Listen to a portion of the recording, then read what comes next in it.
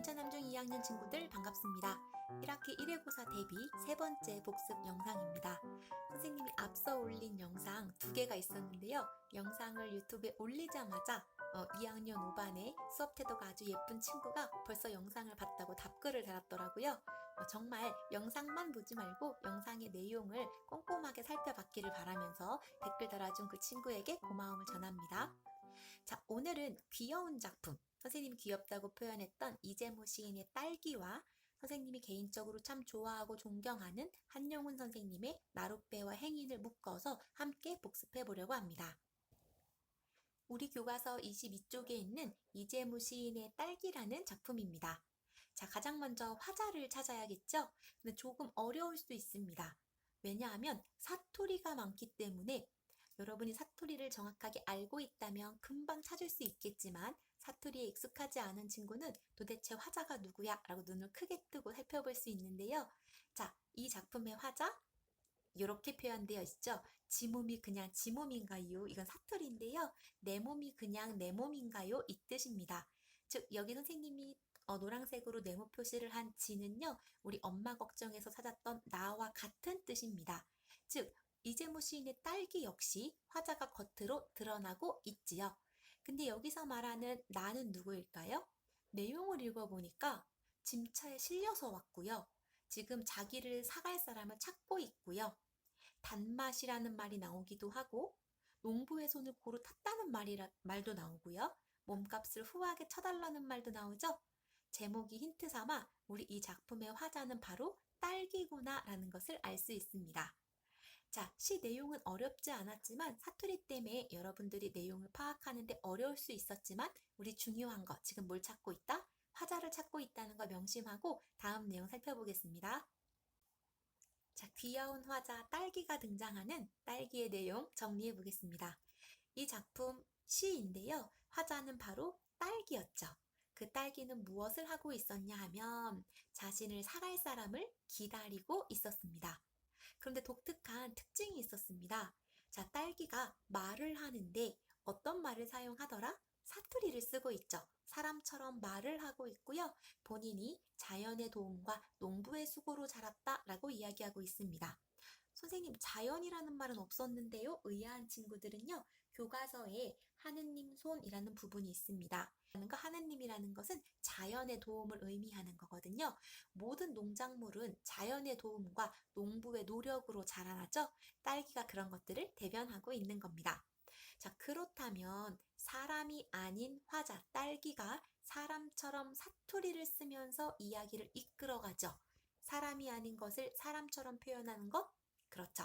의인법입니다. 이재모 시인의 딸기에는 의인법이 주된 표현법으로 사용이 됐네요.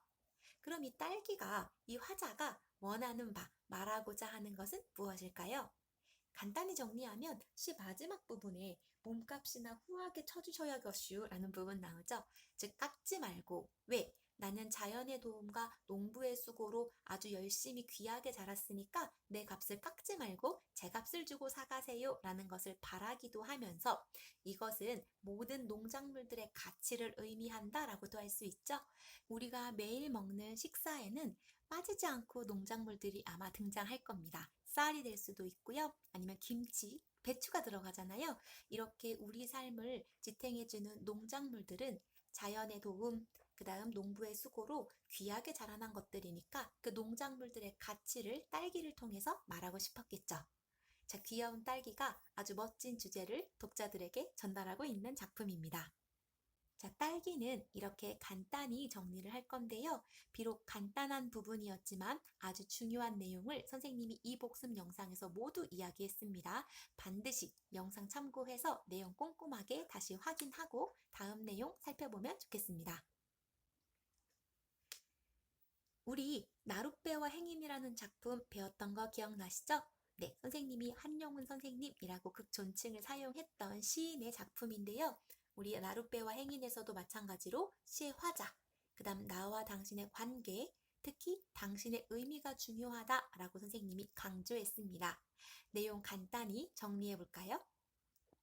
나룻배와 행인 우리 교과서 52쪽이고요. 1년의 내용 매우 간단하지만 의미심장하죠. 나는 나룻배, 당신은 행인. 본인을 나룻배에 빗댔고요. 당신을 행인에 빗댔습니다. 제일 먼저 우리 지금 화자 찾고 있는데 시작하자마자 나라고 하는 시의 화자가 등장을 했네요. 근데 그 화자가 자신을 무엇에 빗댔냐면 나룻배. 당신은 무엇에? 행인에 빗댔죠. 자, 이 중에 원관념 찾은 친구들은 원관념 큰 소리로 얘기해 볼까요? 그렇죠. 나와 당신이 됩니다. 주인공이란 뜻이고요. 이 나와 당신을 적절히 빗댄, 즉 보조할 수 있는 보조수단이 바로 나룻배와 행인입니다. 그럼 여러분, 비유법이라는 것은 공통점이 있을 때 사용하잖아요. 나는 나룻배와 어떤 점이 비슷하고 당신은 행인과 어떤 점이 비슷한지 이미 이 시를 학습한 친구들은 감이 오죠. 나룻배는 행인을 태워줍니다. 행인은 나룻배를 생각 없이 사실 올라탈 경우가 많죠. 우리 신발 벗고 배를 타진 않잖아요. 그 나와 당신의 관계를 굉장히 적절히 비유한 표현이었다라는 거 기억할 텐데요. 여기에 사용된 표현법, 은유법이었죠. 우리 저번 시간에 복습했던 기영도 시인의 엄마 걱정에서도 은유법 있었죠. 어떤 부분? 이연에 나왔던 내 유년의 윗목이라는 부분이 있었습니다. 은유법이 뭔지 달달 외우지 마시고요. 원관념과 보조관념의 개념부터 정리하고 그 다음에 직유법, 은유법 등 다양한 표현법들을 공부하셔야지 은유법은 어떻게 생겼고 직유법은 어떻게 생겼고 이런 거 달달 외우시면 문제가 변형됐을 때 쉽게 찾지 못합니다. 기본부터 꼼꼼하게 공부하는 습관을 기르길 바랍니다. 계속 살펴보겠습니다. 자, 이혼의 내용은요, 약간 슬퍼요. 당신은 흙발로 나를 짓밟습니다. 우리 아까 나를 나룻배에 빗댔고 당신은 행인이었죠.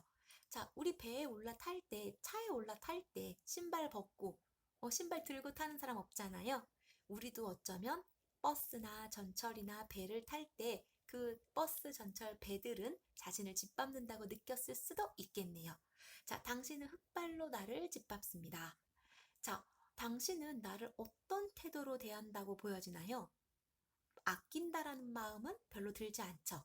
즉, 무심하게.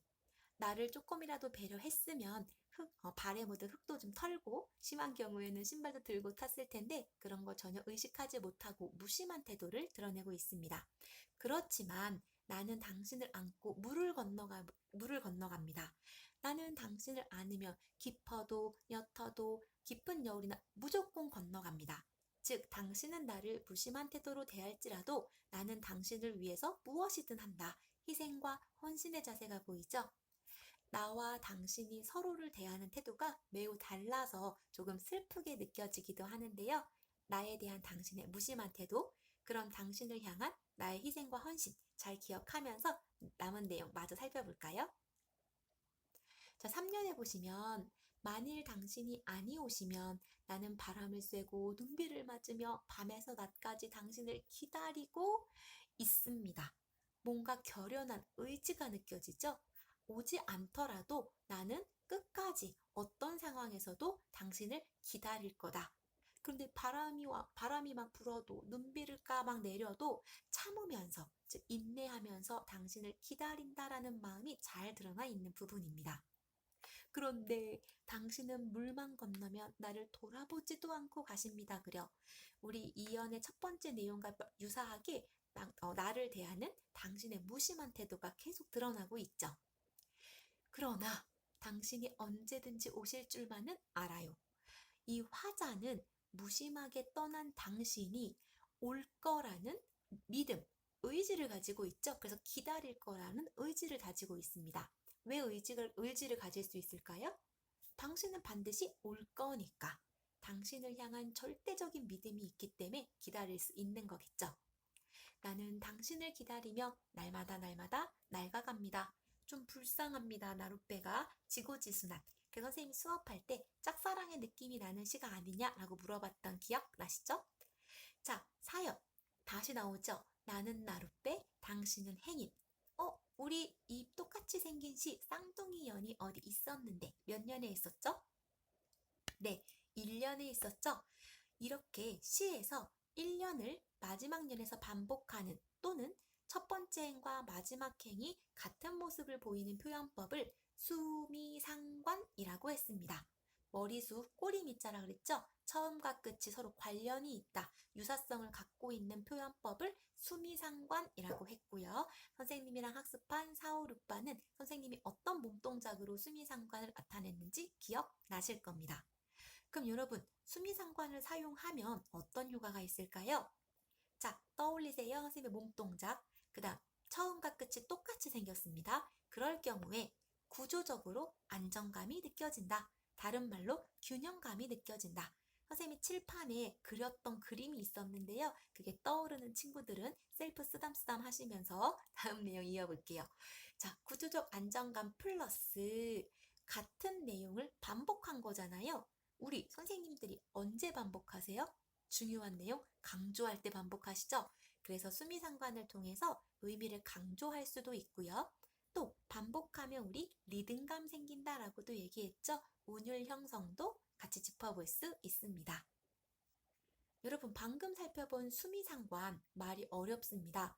한 작품만 가지고 수미상관을 이해하기는 감이 조금 부족할 수 있으니까요. 수미상관을 보여주는 다른 작품 예로 들 텐데요. 자, 아주 짧은 작품입니다. 김소월 시인의 엄마야 누나야 강변 살자, 뜰에는 반짝이는 금모래빛, 뒷문 밖에는 갈리페 노래, 엄마야 누나야 강변 살자라는 짧은 내용을 갖고 있는 시입니다. 여러분, 화자를 짐작할 수 있죠? 엄마, 누나, 누나라고 불렀고 어조를 봤을 때 어린 남자아이일 것 같아요. 근데 지금은 화자를 찾는 게 아니고 수미상관을 살펴볼 건데요. 수미상관, 처음과 끝이 매우 유사하거나 같다. 어디랑 어디요? 그렇죠, 이 부분입니다. 엄마야 누나야 강변 살자, 엄마야 누나야 강변 살자. 처음과 끝이 같은 모습을 보이는 이런 표현법 뭐라고 한다? 수미상관. 자, 나룻배와 행인도 수미상관, 지금 선생님이 보여드리고 있는 작품도 수미상관, 구조적 안정감과 의미 강조, 운율 형성 등의 효과가 있다라는 거 머릿속에 잘 넣어 두시면 고등학교 때도 크게 어렵지 않을 겁니다. 안에 한용운 선생님은 선생님이 정말 좋아하는 문학가 중에 5손가락 안에 드는 분이신데요. 자, 선생님 사진 보여줬었죠. 자, 한용운 선생님은 삶이 굉장히 화려하셨습니다. 그 화려하다는 의미가 조금 다를 수 있는데요. 시인이자 승려, 스님이자 독립운동가로서의 삶을 사셨습니다. 이런 시인의 삶을 빗댔을 때 화자의 의미와 당신의 의미를 여러 가지로 해석할 수가 있겠죠. 첫 번째, 만약 나룻배와 행인의 화자를 단순히 시 내용만 봤을 때 여인으로 해석한다면 선생님, 남자일 수도 있지 않나요? 라고 할 수 있지만 말투, 어투나 어조, 분위기를 봤을 때 왠지 여성 화자일 것 같죠? 그래서 우리 이 시의 화자를 여인으로 봤을 때 그때의 당신의 의미는 사랑하는 사람이겠죠? 내 모든 걸 바쳐서 기다리고 믿고 헌신할 수 있는 존재, 아마 그때 당신의 의미는 사랑하는 연인일 것 같아요. 그런데 우리 한용운 선생님이 승려로서의 삶을 살았을 때 그때 당신의 의미를 해석해 본다면 모든 걸 바쳐서 내가 잘 되길 바라고 내가 뭐든지 헌신할 수 있는 대상? 그렇죠. 중생. 중생은 무슨 뜻? 우리 전체를 말하는 거예요. 모든 사람들이에요. 즉, 만약에 화자가 승려의 입장에서 이 작품을 노래했다면 그때의 당신의 의미는 중생이 될 수 있겠죠. 자, 또한 독립운동가로서의 삶을 사셨죠. 그때 화자의 의미를 독립운동가로 본다면 독립운동가로서의 화자가 간절히 믿고 기다리고 헌신할 수 있는 대상은 뭐가 될까요? 그렇죠. 조국, 엄밀히 말하면 해방된 조국, 광복 등으로 해석할 수 있을 것입니다. 한용운 선생님의 삶, 그리고 당신의 의미, 굉장히 중요하니까요. 꼭 머릿속에 넣어놓기 바랍니다. 여러분이 중학교에 입학해서 처음 치르는 시험이 약 일주일 정도 남았습니다. 선생님이 선생님이기 이전에 여러분들처럼 중학교 생활을 경험했던 인생 선배로서 조언을 하나 해드리고 싶은데요. 바로 이것입니다. 추상적인 노력보다 구체적인 계획들을 실천해야 성공한다. 이때의 성공은 반드시 돈을 많이 벌고 전교 1등을 하고 이런 성공이 아니고요. 여러분이 목표한 것들을 이뤘을 때의 기쁨, 그것들이 쌓여서 만들어지는 여러분의 인생을 의미하는 겁니다. 아마 일주일 정도 남았으니까 나 국어 공부 많이 해야지, 나 수학 문제 다 풀어야지, 이렇게 추상적인 계획을 세우는 친구들이 많을 텐데요. 그런 게 아니라 오늘은 수학 문제 5개, 그리고 엄마 걱정, 내용 파악해야지, 이렇게 구체적인 계획들을 세우고 실천하다 보면 어느새 여러분들이 원하는 목표에 도달할 수 있을 겁니다. 선생님 목소리가 많이 갈라지고 가라앉아서 여러분들 듣기에 불편할 수 있을 텐데, 그래도 여러분들의 노력에 도움이 되고자 선생님이 주말 동안에 모든 영상을 만들어서 계속 녹음하고 있거든요. 우리 각자의 자리에서 최선을 다하고 기쁜 결과 서로 얻을 수 있도록 노력하면 좋겠습니다. 고생했습니다.